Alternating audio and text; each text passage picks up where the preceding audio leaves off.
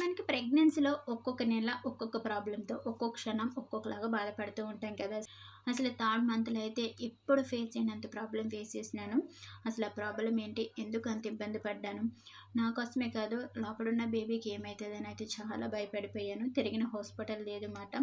ఆ విధంగా భయపడడం వల్ల చాలా అంటే చాలా నేను వీక్ అయిపోయినాను. చాలా భయమేసింది.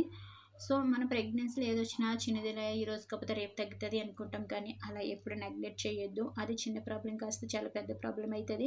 మనకెంత ప్రాబ్లమ్ వచ్చినా మనం తట్టుకోగలుగుతాం. కానీ లోపల కూడా బిడ్డ ఉంటది కదా! సో, ఆమెకేమైనా ప్రాబ్లమ్ అయితే ఇక రెస్పాన్సిబిలిటీ మనదే కదా! సో, అందుకని ఎప్పుడైనా సరే ప్రెగ్నెన్సీలో చాలా జాగ్రత్తగా ఉండాలి.